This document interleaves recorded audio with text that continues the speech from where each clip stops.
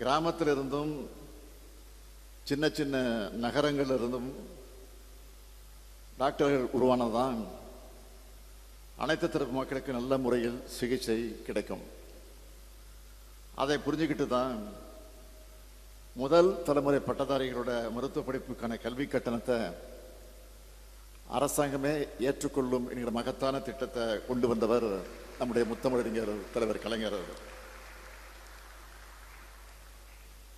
இன்றைக்கு சின்ன சின்ன நகரங்களில் இருந்து கூட இத்தனை டாக்டர்கள் உருவாகி இருக்கீங்கன்னா அதுக்கெல்லாம் வித்திட்டவர் முத்தமிழறிஞர் தலைவர் கலைஞர் அவர்கள்.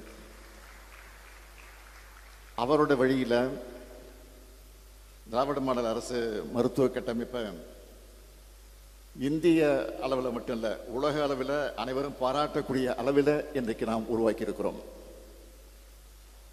மக்களை தேடி மருத்துவ திட்டம் தமிழ்நாட்டில் இருக்கக்கூடிய கோடிக்கணக்கான மக்களுடைய நலன்கள் அக்கறை செலுத்தி அவங்களுடைய வாழ்நாள் நீட்டிச்சிருக்கு. இன்னுயிர் காப்போம் நம்மை காக்க 48 பல உயிர்களை காப்பாற்றி அவங்களையும் அவங்க குடும்பத்தினரையும் நிம்மதியாக வாழ வச்சுக்கிட்டு இருக்கு. 2 நாள்களுக்கு முன்னே தமிழ்நாட்டில் முதல்வர் மருந்தகங்கள்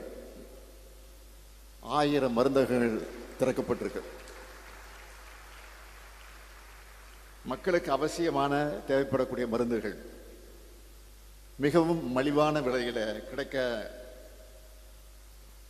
அந்த சூழ்நிலை ஏற்படுத்தியிருந்து முதல்வர் மருந்தகங்கள் இன்றைக்கு இயங்கிக் கொண்டிருக்கிறது.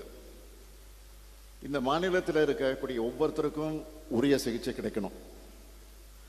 அவங்க நோய் குணமாகி நல்லபடியா வாழணும்னு திராவிட மாடல் அரசு பல திட்டங்களை கொண்டு வந்தாலும் அதையெல்லாம் செயல்படுத்தணும்னா உங்களை போன்ற டாக்டர்களின் பங்களிப்பு தான் அதில் ரொம்ப ரொம்ப முக்கியம்.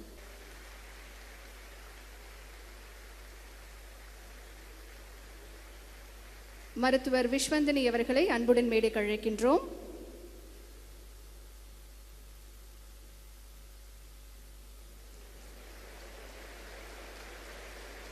மருத்துவர் அரவிந்தன் அவர்களை அன்போடு மேடைக்கு அழைக்கின்றோம்.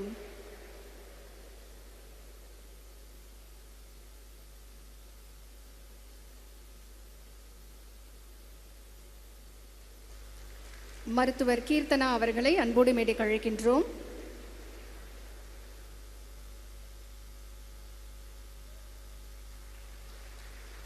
மருத்துவர் ஹேமபிரியா அவர்களை அன்புடன் மேடைக்கு அழைக்கின்றோம்.